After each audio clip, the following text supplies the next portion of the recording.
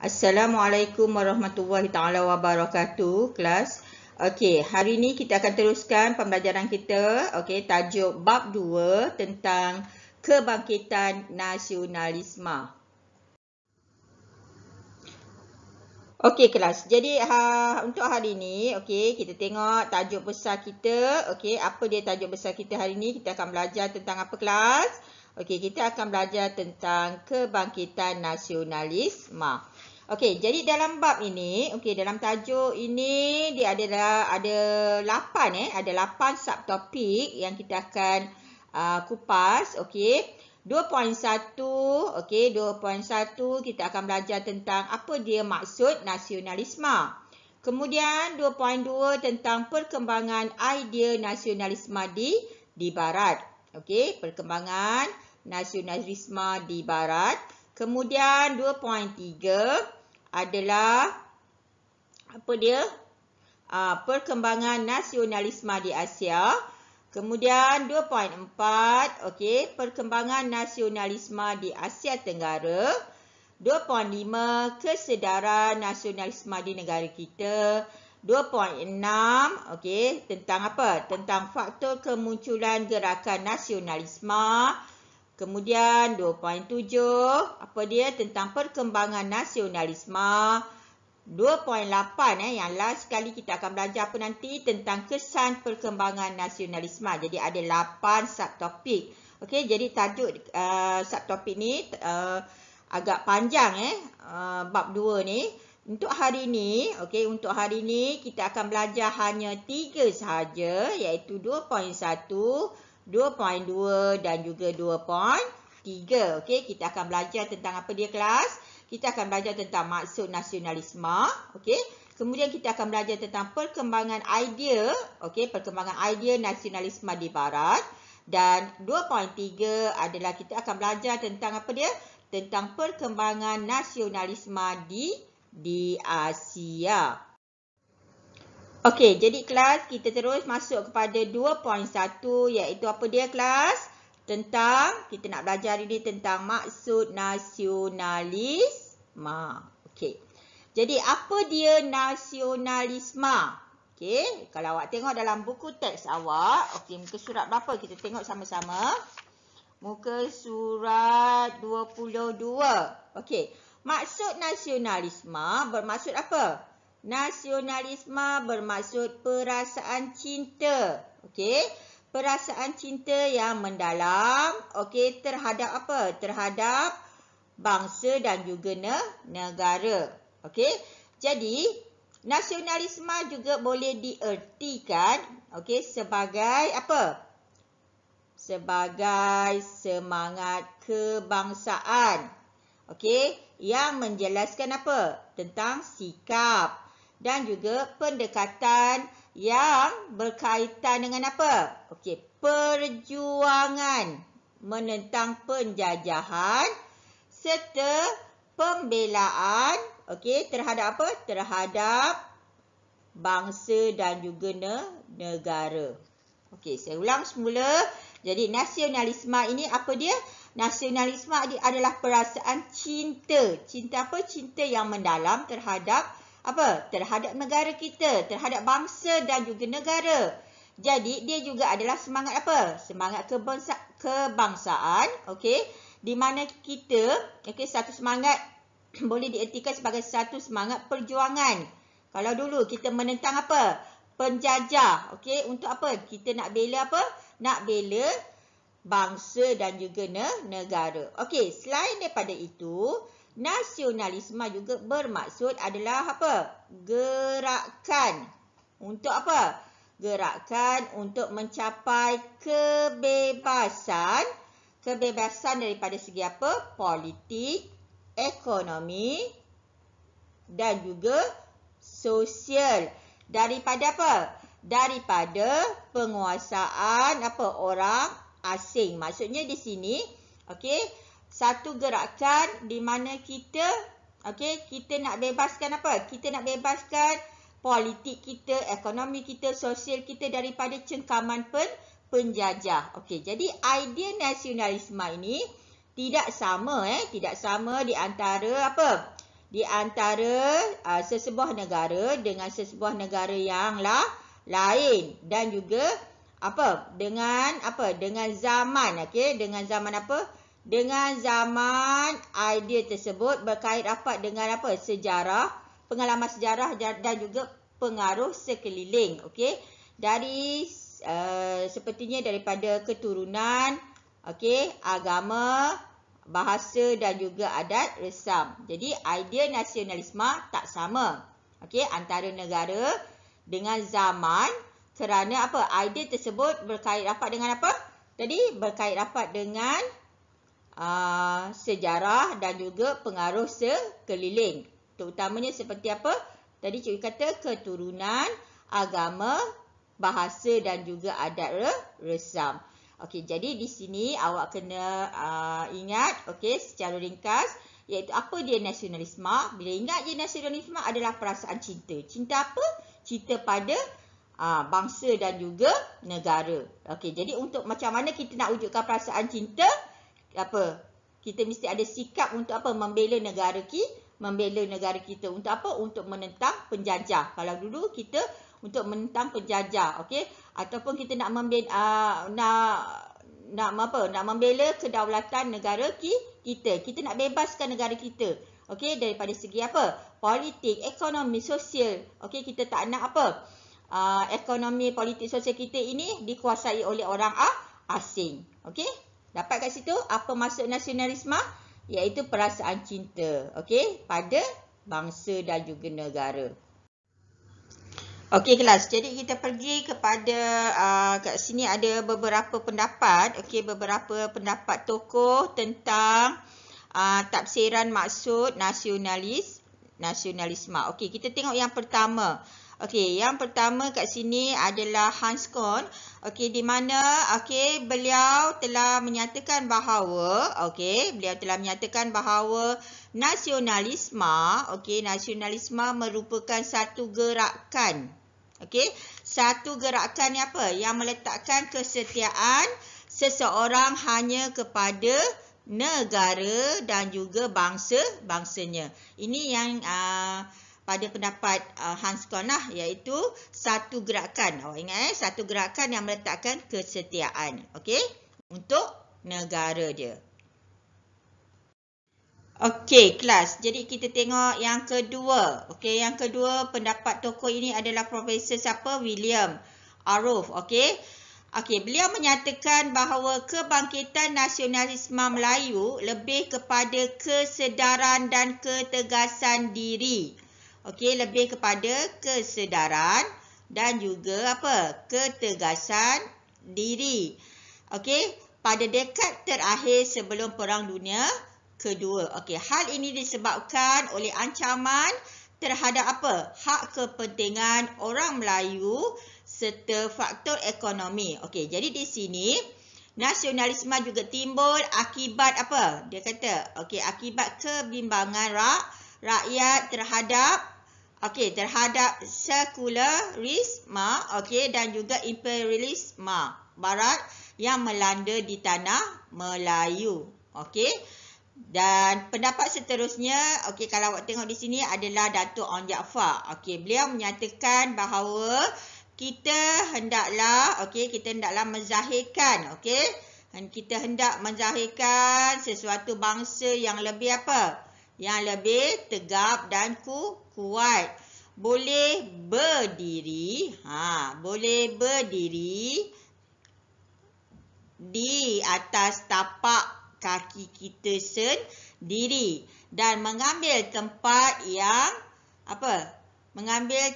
kita yang sebenar di sisi bangsa-bangsa lain yang tegap dan bersatu. Ini yang dikatakan oleh siapa? Oleh Datuk Onn bin Jaafar. Maksudnya di sini kita boleh berdiri di atas tapak kaki kita sendiri. Kita boleh berdikari tanpa tanpa bantuan orang asing. Itu yang dimaksudkan oleh Datuk Onn Jaafar tentang maksud nasionalisme. Kita akan pergi seterusnya.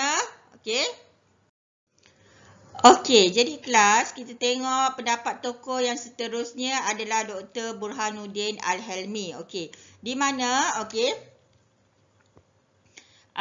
Dr. Burhanuddin berpendapat bahawa perjuangan menentang penjajahan hendaklah ada persatuan.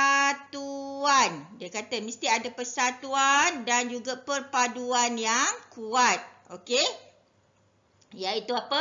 National Front. Okey. Segala tenaga yang menentang penjajahan digunakan untuk mencapai kemerdekaan dengan kita tetap berpegang kepada tata tertib dan juga adab sopan bangsa Melayu dan agama Islam. Untuk apa? Untuk menebus, untuk merebut dan juga merampas balik hak kita, bangsa kita yang telah dijajah. Itu maksudnya. Okey, maksudnya apa kata Dr. Burhanuddin? Maksudnya kita kalau nak nak menentang penjajah tu kita mesti ada persatuan. Kita tak boleh seorang-seorang. Okey, kita mesti ada persatuan, kita mesti bersatu padu.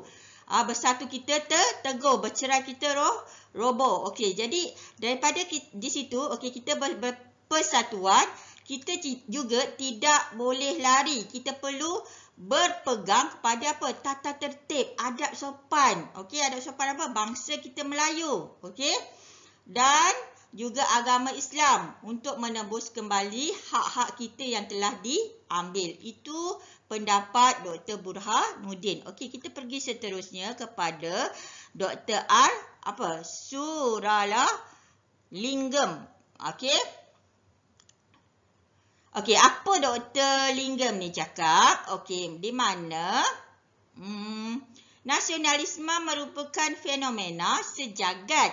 Okey, yang mengiktiraf. Okey, fenomena sejagat. Perkataan fenomena sejagat yang mengiktiraf hak setiap bangsa di dunia ini untuk menubuhkan negaranya sendiri dan memindahkan kedaulatan rakyat. Jadi nasionalisme juga menuntut kesetiaan. Okey, ulung individu disalurkan kepada negara itu. Okey. Jadi dekat sini kalau awak tengok apa yang Dr. Lingam ni kata bahawa tentang nasionalisme adalah fenomena sejagat untuk mengiktiraf hak setiap bangsa di dunia. Okey, untuk menubuhkan negaranya sendiri. Okey, pendapat tokoh yang seterusnya kelas adalah Profesor Datuk Zainal Abidin Abdul Wahab. Okey, apa yang beliau kata? Bahawa nasionalisme Melayu bukan sahaja baru. Okey, hasil gabungan tanah Melayu oleh British, tetapi nasionalisme Melayu telah wujud masa zaman Kesultanan Melayu Melaka. Ingat. Okey, maksudnya nasionalisme, sikap rasa cinta pada negara ini telah wujud masa Kesultanan Melayu Melaka. Okey. Di mana dapat lihat kesetiaan kepada raja merupakan ciri nasionalisme Melayu ketika itu dan orang-orang Melayu berpegang pada fahaman yang sifat tanah kemelayuan. Okey, kat sini ada perkataan tanah Melayuan. Okey, tanah Melayuan. Okey. Jadi dekat sini dia mengatakan apa profesor ni kata adalah nasionalisme ini telah wujud bukannya hanya pada zaman British sahaja. Okey, perasaan cinta kita nak menentang penjajah tu, nak bebaskan negara kita daripada penjajah, tapi perasaan semangat cintakan akan negara itu telah wujud pada zaman Kesultanan Melayu Melaka lagi. Okey, masa pemerintahan zaman kegemilangan Melayu Melaka lagi dah ada wujudnya perasaan cinta. Okey, seterusnya dalam konteks yang seterusnya kita tengok kepada last kali apa kata Profesor Tan Sri Ko K Kim. Okey, kita tengok kat situ apa yang beliau kata. Okey, dalam konteks Melayu sebelum merdeka, nasionalisme digunakan untuk apa? Perjuangan orang Melayu bagi mendapatkan apa? Kembali kedudukan unggul dalam negara kita sendiri. Maksudnya perjuangan kita, okey, sebelum merdeka adalah untuk mendapatkan hak kita kembali. Itu yang dapat didefinisikan oleh Dr. Koh Kim. Okey kelas, jadi kita terus kepada subtopik yang seterusnya iaitu 2.2 tentang perkembangan idea nasionalisme di Barat. Okey, di mana kamu dah belajar 2.1 tentang apa kelas? Tentang maksud nasionalisme, okey, dan juga pandangan tokoh tentang maksud nasionalisme. Okey, jadi kita nak tengok okey bagaimana berlakunya perkembangan nasionalisme di Barat. Okey, nasionalisme okey berlaku di Barat, okey, daripada, kalau awak tengok di situ, okey, daripada penentangan terhadap pemerintahan apa? Beraja, okey, yang menjadi apa? Simbol penindasan yang menggugat hak dan juga kebebasan rakyat.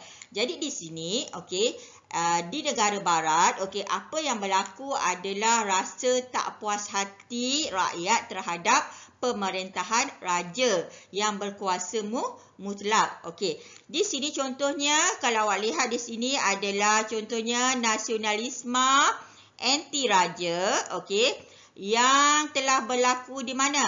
Berlaku di revolusi keagungan di England dan juga revolusi Perancis. Okey, selain daripada itu, idea nasionalisme ni juga dikaitkan dengan apa? Okey, dikaitkan dengan perjuangan untuk memperolehi kemerdekaan daripada penjajah asing. Okey, ini berlaku pada revolusi Amerika. Okey, kita akan tengok seterusnya, okey, 3 revolusi ini iaitu revolusi apa dia kelas? Revolusi keagungan di England, kemudian revolusi Perancis, okey, kemudian lagi satu revolusi Amerika. Okey kelas, ni kita tengok, okey, seperti dalam peta ni kamu dapat lihat, okey, dalam buku teks kamu pun ada. Okey, yang pertama sekali adalah apa dia kelas? Kita akan belajar iaitu revolusi keagungan. Okey, revolusi keagungan 1688. Okey, berlaku dekat mana? Okey, yang berlaku di England. Okey, kemudian ada satu lagi revolusi kita akan belajar iaitu 1789 iaitu revolusi apa? Revolusi Perancis. Okey, dua revolusi ini adalah kerana apa? Tak puas hati rakyat terhadap sistem pemerintahan beraja yang berkuasa mutlak. Okey, ada satu lagi. Okey, satu lagi adalah revolusi apa kat sini? Revolusi, kalau awak tengok, okey, kita panggil dia revolusi Amerika. Okey, awak tengok peta Amerika. Okey, peta Amerika di sini. Okey, yang berlaku pada tahun 1776 di mana revolusi Amerika berlaku kerana apa? Kerana perjuangan untuk menentang, membebaskan negara daripada apa? Penjajahan. Okey, jadi kita pergi kepada yang pertama iaitu revolusi keagungan. Berapa kelas? 1688. Okey, awak boleh tengok buku teks awak, muka surat berapa kalau awak tengok? Okey, muka surat 24. Okey. Jadi di sini, revolusi keagungan yang berlaku di mana tadi? Cikgu kata di England. Okey, berlaku di England. Okey, disebabkan sebab apa? Sebabnya keinginan menegakkan kedaulatan parlimen dan juga hak asasi rakyat. Okey, revolusi ini tercetus berikutan dengan apa? Tak puas hati terhadap apa? Pemerintahan Raja James II yang membelakangkan apa? Parlimen semasa menggubal undang-undang. Okey. Jadi dekat sini maksudnya Raja James ni dia telah tak melibatkan, okey, tak melibatkan parlimen dalam pengubalan undang-undang. Jadi ahli parlimen, okey, tak rasa tak puas hati lah. Okey, jadi mereka bangkit menentang pemerintahan raja yang berkuasa mutlak. Okey. Dengan sokongan Mary II dan juga suami dia. Okey, suaminya siapa nama dia? Raja William of Orange daripada mana? Daripada Belanda. Jadi menyedari sokongan yang semakin berkurangan, Raja James II ni, okey, bila dia tengok orang dah tak sokong dia pun melarikan diri ke mana? Ke Perancis. Jadi peristiwa ini telah dikenali sebagai revolusi keagungan kerana apa? Kerana peralihan kuasa berlaku secara aman tanpa pertumpahan darah. Okey, semasa pemerintahan Mary II, Mary II dan juga William Orange ni, konsep kedaulatan parlimen dan sistem raja berperlembagaan dimantapkan. Jadi Bill of Rights telah digubal, perlembagaan ini telah digubal, memberikan keutamaan kepada siapa? Kepada parlimen, menggubal undang-undang dan juga hak untuk mengutip cukai. Itu adalah tentang revolusi keagungan. Saya ulang semula. Revolusi keagungan ni berlaku pada tahun bila? Pada tahun 1688. Ingat, revolusi keagungan 1688. Berlaku di mana? Berlaku di England. Disebabkan apa?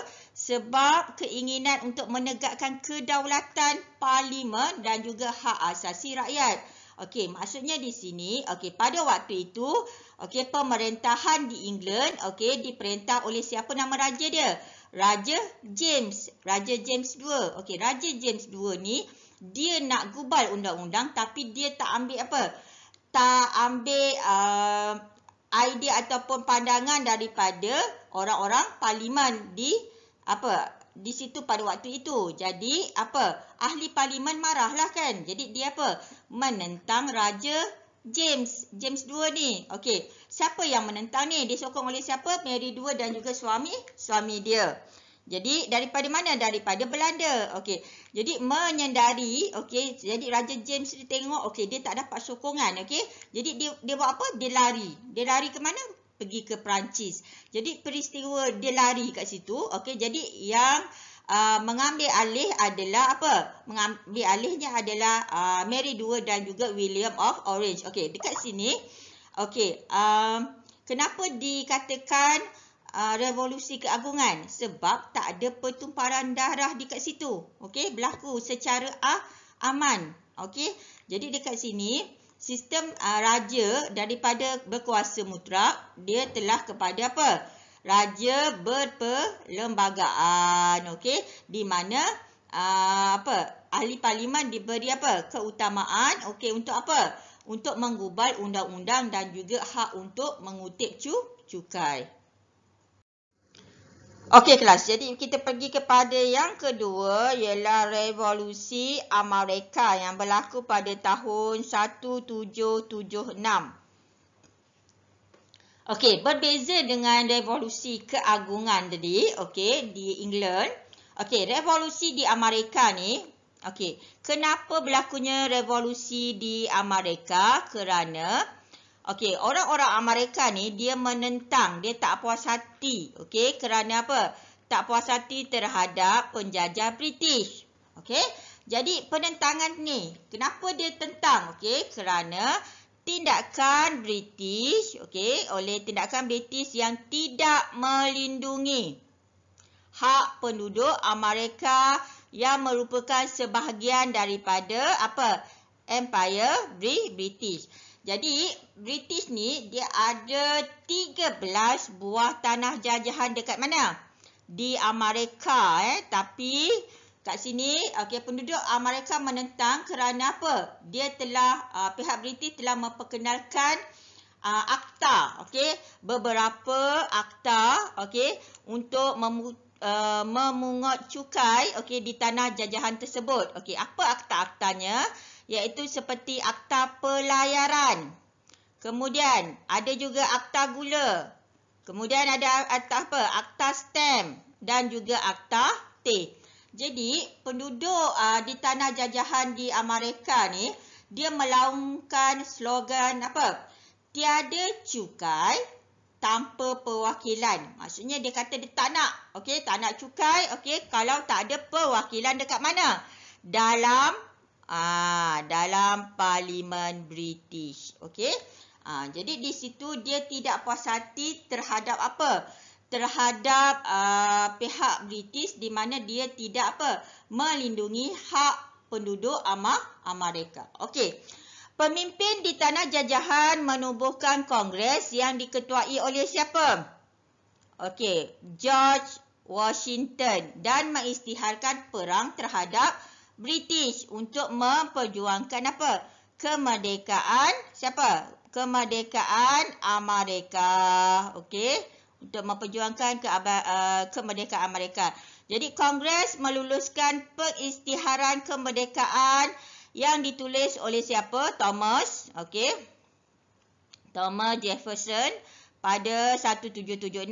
Jadi pengisytiharan tersebut menegaskan bahawa sekiranya sesebuah kerajaan tidak dapat menjamin hak kehidupan, okey, sesebuah kerajaan itu tidak menjamin hak kehidupan, lagi apa lagi? Okey, lagi kemudian kebebasan, okey, kebahagiaan, maka menjadi hak penduduk untuk membentuk apa? Kerajaan yang baru. Okey. Seterusnya, okey, kalau awak lihat dekat sini, revolusi Amerika berakhir pada tahun 1783 apabila British, okey, apabila British mengakui kemerdekaan apa? Amerika. Jadi sebanyak 13 buah bekas tanah jajahan tersebut telah apa? Digabungkan. Kemudian digabungkan dan diberikan nama baru iaitu Amerika Syarikat, yang memperkenalkan apa? Sistem pemerintahan demokrasi. Apa dia sistem demokrasi? Iaitu melalui pilihan raya, maksudnya rakyat berhak untuk mentadbir kerajaan. Okey, jadi dekat sini, okey, revolusi Amerika berlaku pada bila kelas? Pada 1776. Okey, adakah revolusi ni untuk menentang sistem raja? Tidak. Okey, revolusi Amerika dia berbeza di mana dia rasa tak puas hati apa? Rakyat Amerika tu, okey, penduduk Amerika tak puas hati terhadap apa? Terhadap penjajah British. Sebab apa? Penjajah British ni dia tidak melindungi hak penduduk Amerika, dan juga dia mengenakan banyak akta, okey, ataupun cukai, okey, iaitu seperti apa? Cukai pelayaran, cukai gula, cukai stamp, cukai teh. Jadi rakyat dia memberontak, okey. Jadi tiada cukai tanpa perwakilan dekat apa? Dekat parlimen, okey. Jadi dekat situ pemimpin di tanah jajahan itu yang diketuai apa? Kongres yang diketuai oleh George Washington telah mengisytiharkan perang terhadap British, okey, dan memperjuangkan hak-hak apa? Kemerdekaan Amerika, sehinggalah okey sampailah berlakunya apa? Berlakunya revolusi Amerika itu berakhir, iaitu pada 1783 apabila British memang dia mengakui kemerdekaan Amerika, dan juga dia gabungkan, okey, dia gabungkan 13 buah negeri tersebut, kemudian tanah jajahan tersebut, dan digabungkan menjadikan nama baru iaitu Amerika Syarikat, dan sistemnya adalah sekarang ni pemerintahan secara demokrasi. Okey, faham kat situ kelas?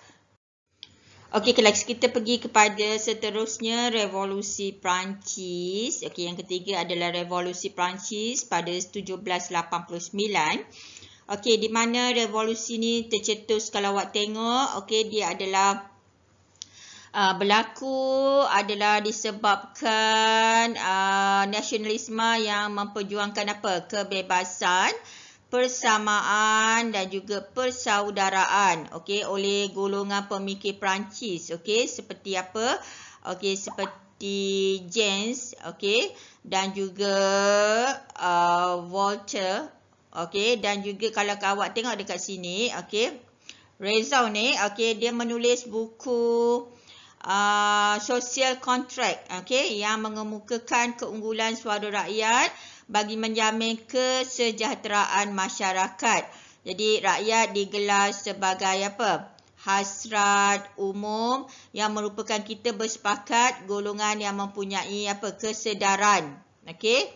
Jadi suara rakyat dekat sini, okey, dianggap lebih tinggi dan penting daripada apa? Daripada institusi raja dan juga birokrasi. Jadi golongan revolusi, sasaran golongan revolusi Perancis ini adalah terhadap pemerintahan autokratik. Okey, pemerintahan autokratik iaitu apa? Raja Louis XVI iaitu pada tahun bila? 1774 hingga 1792 dan juga golongan bangsawan. Golongan ini memonopoli pelbagai keistimewaan. Sebaliknya, rakyat terbeban. Okey, terbeban dengan apa? Terbeban dengan cukai. Okey, jadi golongan revolusi ni menggempur, okey, penjara dekat mana?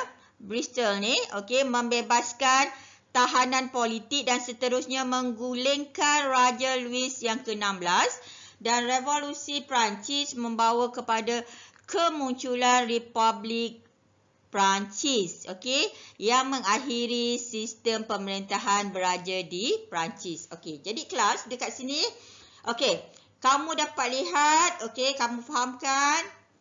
Okey, cuba tengok secara ringkas. Okey, cikgu ulang balik. Okey, di barat kamu belajar ada 3 revolusi, betul? Okey, iaitu revolusi apa? Revolusi keagungan yang berlaku di England. Okey, kemudian revolusi Amerika dan juga revolusi Perancis. Okey, 3 revolusi ni, okey, revolusi keagungan dan juga revolusi Perancis adalah di mana apa? Suara rakyat menentang apa? Adakah dia menentang penjajah? Tidak, dia menentang kuasa pemerintahan raja mutlak. Hanya satu sahaja iaitu apa? Revolusi apa? Amerika yang menentang apa? Ketidakpuasan hati pada penjajah iaitu Britain yang telah menjajah apa?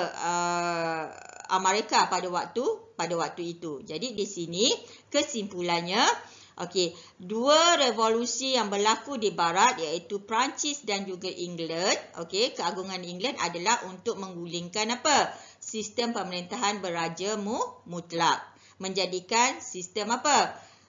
Demokrasi, okey, raja berperlembagaan, okey, dan juga revolusi Amerika, okey, menggulingkan apa? Ataupun menentang penjajah. Okey, itu ada 3 yang awak kena ingat dan awak kena cuba bezakan di antara yang mana menentang penjajah dan juga yang mana revolusi berlaku menentang apa? Kuasa raja. Okey, dapat dekat situ? Okey kelas, seterusnya kita pergi kepada tajuk okey yang ketiga, yang terakhir hari ini adalah tentang perkembangan nasionalisme di Asia. Okey, kita dah belajar tentang apa? Di mana tadi? Di barat, nasionalisme di barat. Okey, sekarang kita nak tengok pula di Asia. Okey, apa dia perkembangan nasionalisme di Asia? Okey, kita tengok di sini. Okey, perkembangan nasionalisme di Asia merupakan apa? Kesinambungan. Maksudnya apa? Apa maksud kesinambungan? Maksudnya dia adalah sambungan, okey, sambungan idea daripada apa? Nasionalisme di barat, kesan daripada pertembungan yang berlaku dengan bangsa Eropah. Okey, jadi kedatangan dan penjajahan kuasa Eropah ke Asia, okey, orang-orang barat ni dia telah datang, okey, orang-orang Eropah datang ke Asia. telah mencetuskan apa? Kebangkitan nasionalisme. Okey, dekat mana? Dekat Asia, iaitu di India, dekat China, Mesir, okey, Empire Uthmaniyah dan juga Jepun. Okey. Jadi kita dekat sini, okey, untuk di Asia nanti, okey, kita akan belajar okey tentang apa? Tentang nasionalisme dekat India, okey. Kemudian kita nak tengok juga nasionalisme Empayar Uthmaniyah dan juga Mesir. Okey, ada dua gerakan, Islam dan juga Pan-Islami. Okey, dan juga kita akan tengok tentang nasionalisme di China dan juga di Jepun. Okey kelas, kita tengok yang pertama iaitu nasionalisme di India. Okey, awak tengok buku teks awak. Okey, sama-sama kita tengok. Okey, nasionalisme di India merupakan reaksi penduduk tempatan terhadap apa? Dasar imperialisme British. Maksudnya dasar penjajahan British kepada India. Jadi rakyat ni, okey, dia tak puas hati, okey, dan dia bangkit dalam dahagi India 1857 merupakan titik tolak kepada perkembangan nasionalisme di India. Jadi nasionalisme di India bermula daripada dahagi India 1857. Jadi kat sini nasionalisme awal bercorak apa? Gerakan dia memberikan perhatian terhadap isu apa? Dekat India ni, isu sosio agama. Okey. Kemudian merupakan apa? Pertubuhan penting menggiatkan rasa kecintaan kepada kebudayaan apa? Kepada budaya tempatan kesan daripada pengaruh barat. Okey, maksudnya di sini, okey, gerakan ni dia tak puas hati sebab apa? Orang barat ni bawa apa? Agama yang lain, okey, dan juga budaya pengaruh barat yang lain yang ada dengan yang dah ada agama dekat situ dan juga budaya orang-orang India, okey, tak sama dengan budaya barat. Okey, jadi itu menyebabkan rasa tak puas hati dan apa? Penduduk India dia nak apa? Dia nak bangkit menentang penjajah. Okey, pada penghujung abad yang ke-19, perkembangan pendidikan barat membawa kepada kemunculan apa? Intelektual, okey, yang memulakan gerakan apa? Memulakan gerakan nasionalisme lebih tersusun. Mereka menubuhkan apa? Pertubuhan politik. Untuk menyuarakan apa? Pandangan seperti Kongres Kebangsaan India ataupun apa? Indian National Congress, INC. Jadi dekat sini, okey, penduduk India ni, okey, pada akhir abad yang ke-19, okey, rasa tak puas hati ni, tapi dia suarakan dengan apa? Dalam bentuk apa? Dalam bentuk kongres. Okey, dalam bentuk satu persatuan, pertubuhan politik. Okey, yang telah ditubuhkan. Dibentuk pada tahun 1885. Ada juga apa? Ditubuhkan Liga Muslim yang ditubuhkan pada 1906. Okey. Kemudian, okey, pada awal abad yang ke-20 telah berlaku gerakan yang bersifat keras. Okey, yang bersifat keras. Yang diketuai oleh nasionalis radikal seperti apa dia kat sini? Okey. Bal Gangadhar Tilak. Okey, dan juga apa? Bipin Chandra Pal. Okey, jadi mereka menggerakkan semangat penentangan, okey, secara apa? Militan terhadap British. Okey, ini dua orang ini, okey, adalah nasionalisme yang bertindak secara radikal terhadap British. Okey.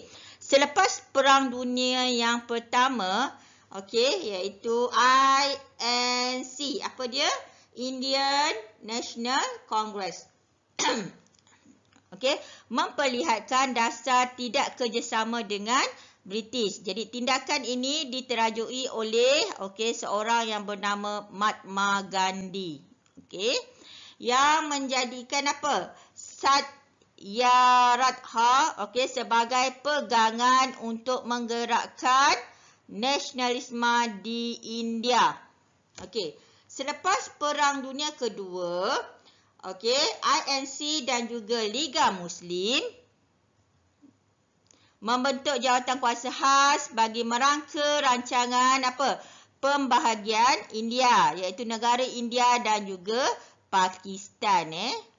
Pada 1947, Pakistan diumumkan sebagai negara yang merdeka. Pakistan sebagai negara yang merdeka dengan siapa? Muhammad Ali Jinnah sebagai Governor General di Pakistan, dan India pula mengisytiharkan kemerdekaan pada bila?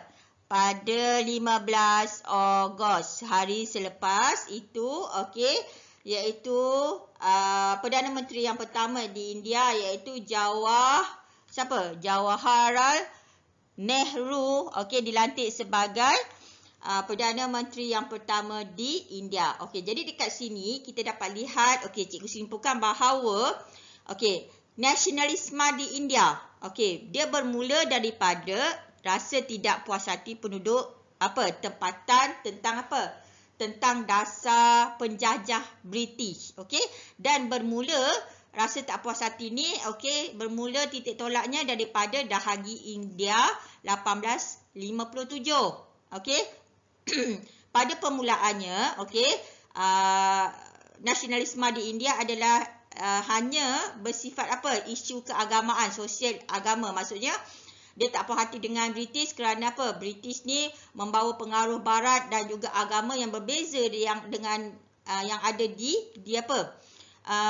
India pada waktu itu.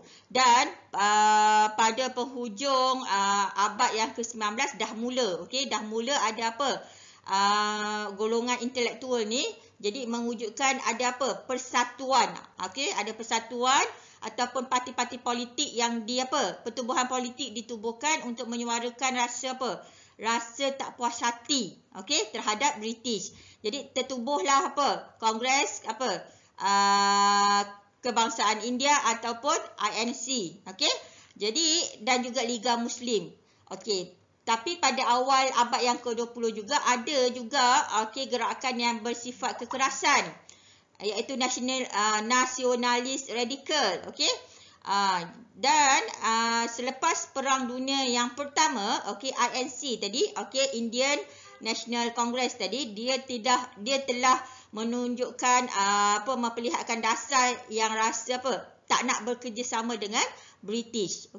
Dan selepas itu pada Perang Dunia yang kedua, selepas Perang Dunia kedua, INC dan juga Liga Muslim ini telah merangka jawatan kuasa di mana dia nak membahagikan membahagikan negara India dan juga Pakistan.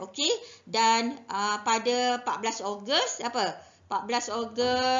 1947, Pakistan telah diumumkan sebagai negara merdeka. Kemudian baru 15 Ogos barulah India mendapat kemerdekaannya.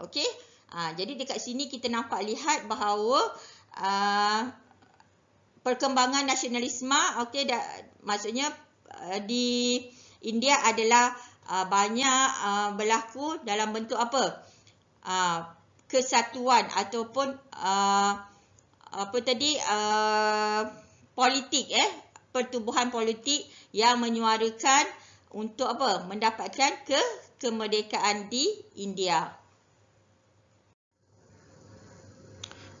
Kelas, kita tengok pula nasionalisme di China. Nasionalisme di China bertujuan untuk mengukuhkan peradaban.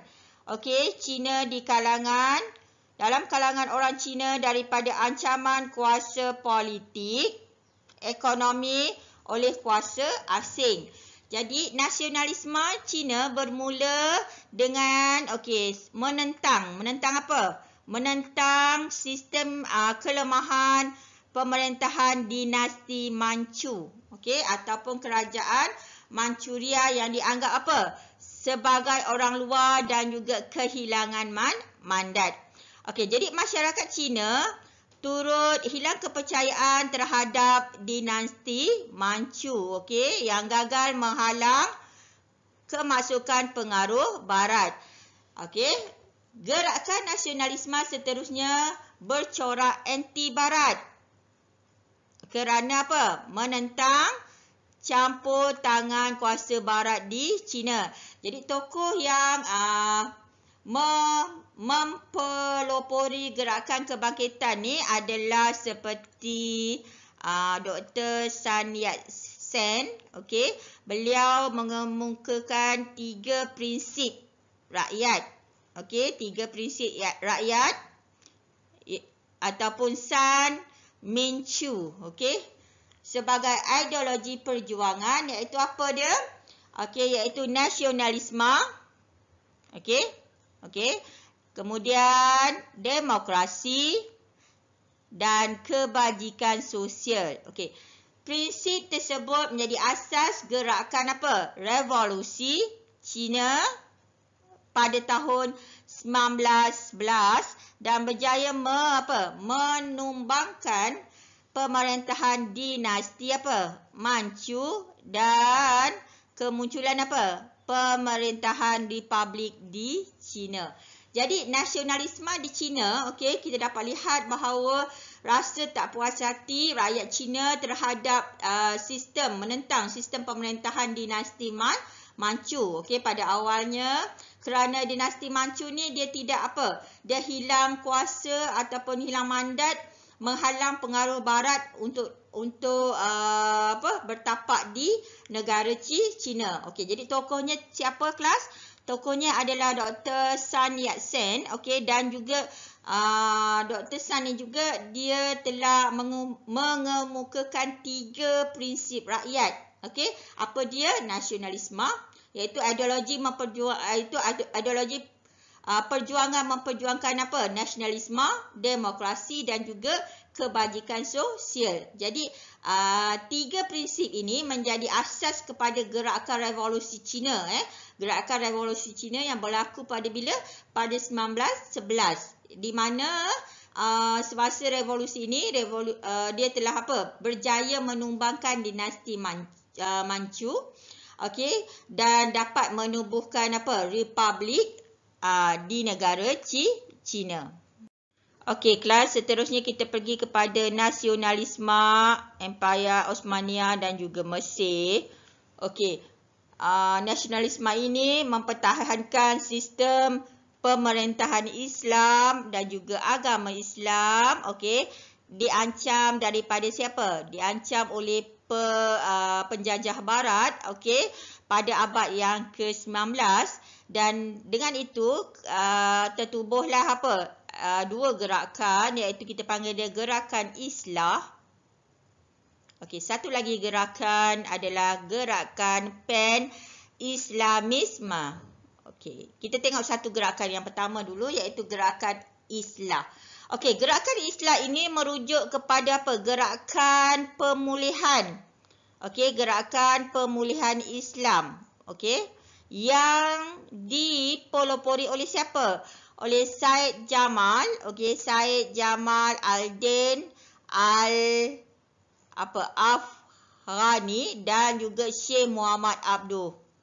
Okey, jadi dekat sini gerakan Islah ni di mana imperialisme barat di Mesir menyebabkan berlakunya pertembungan budaya. Okey, pertembungan budaya antara Eropah dengan Amerika dengan budaya tempatan yang mengubah budaya ataupun tradisi kepercayaan masyarakat tempatan. Jadi dengan ini, okey, gerakan Islah ni menyeru umat Islam berpegang kepada apa? Okey, berpegang kepada ajaran Islam yang sebenar. Okey, berpandukan Al-Quran dan juga hadis. Okey, serta memperbaiki kehidupan masyarakat, okey, untuk melepaskan diri daripada penjajahan. Maksudnya dekat sini, okey, gerakan Islam ini dia meminta supaya, okey, penduduk, okey, di Mesir supaya berpegang teguh kepada Quran dan hadis, walaupun ada apa? Ada pengaruh luar, pengaruh barat, tapi okey, perlulah berpegang pada ajaran Islam yang sebenar, iaitu apa dia? Quran dan hadis, berpandukan Quran dan hadis, dan juga memperbaiki kehidupan masyarakat. Okey, gerakan yang lagi satu adalah gerakan apa? Pan-Islamisme. Okey, pada tahun 1883, okey, 1883, Syed Jamal al-Din Afghani, okey, Al-Afghani menubuhkan kumpulan yang diberi nama apa? Al-Urwah Al-Wuthqah. Jadi ikatan yang kuat. Jadi kumpulan ini ditubuhkan untuk apa? Memperkuat rasa persaudaraan dan membawa umat Islam kepada kemajuan. Jadi kat sini kumpulan ini untuk apa? Meningkatkan rasa persaudaraan dan juga meningkatkan kemajuan umat Islam. Okey. Jadi dekat sini pada tahun 1914, Empayar Uthmaniyah mengeluarkan fatwa menyeru umat Islam yang ditindas oleh penjajah barat, okey, perlu bangkit berjuang bersama-sama dengan Empayar Uthmaniyah, okey. Dan pemerintahan Empayar Uthmaniyah pada waktu itu adalah seperti apa? Khalifah Abdul Hamid II, okey, yang menggerakkan idea pan-Islamisme ini. Okey. Kemudian gerakan ini mendapat sokongan umat Islam di seluruh dunia, termasuklah di tanah Melayu. Jadi contohnya apa? Kebangkitan Tok Janggut, okey. Tok Janggut yang menentang British di Kelantan, dia adalah membawa fahaman gerakan pan-Islamisme. Okey. Itu adalah tentang nasionalisme Empayar Uthmaniyah dan juga Mesir. Okey kelas, kita tengok yang terakhir iaitu nasionalisme di Jepun. Okey, nasionalisme di Jepun berlaku oleh digerakkan oleh pemerintah Jepun itu sendiri, iaitu untuk kesedaran untuk memajukan negara Jepun, okey, supaya tidak dijajah oleh penjajah barat. Okey, jadi di sini maharaja pada waktu itu, iaitu maharaja siapa dia? Maharaja Mikado Meiji, iaitu pada 1868 telah melancarkan gerakan apa? Okey, cikgu ni dekat sini dulu sekejap. Okey, melancarkan gerakan pemulihan Jepun dengan menekankan apa? Menekankan pemodenan mengikut model barat. Okey, supaya Jepun dihormati oleh kuasa barat, dan juga Jepun juga telah ada prinsip semangat Bushido. Okey, apa dia? Iaitu menjadi asas kepada membina nasionalisme di kalangan rakyat untuk apa? Memajukan Jepun. Okey. Jadi di sini pada awal abad yang ke-20, okey, negara Jepun telah menjadi negara perindustrian dan juga kuasa tentera yang sangat kuat di Asia. Okey. Tetapi namun begitu, desakan ekonomi dan nasionalisme yang melampau oleh gerakan tentera, okey, menjadikan Jepun sebagai apa? Kuasa imperialisme di Asia. Okey, kita tengok dekat sini dia pula menjajah apa? Jepun pula menjajah negara-negara di Asia. Okey, terutamanya macam negara kita pernah dijajah oleh Jepun. Okey, sebab apa? Semangat dia nak apa? Memajukan negara dia supaya dia dipandang tinggi oleh kuasa barat. Okey, jadi kelas, okey, untuk hari ni kita dah habis dah 3 subtopik. Okey, kita dah belajar daripada 2.1 iaitu maksud nasionalisme sampailah 2.3 perkembangan nasionalisme di Asia.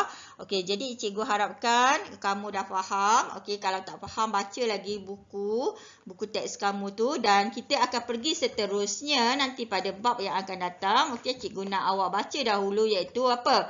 Perkembangan nasionalisme di Asia Tenggara. Okey, Assalamualaikum warahmatullahi taala wabarakatuh kelas.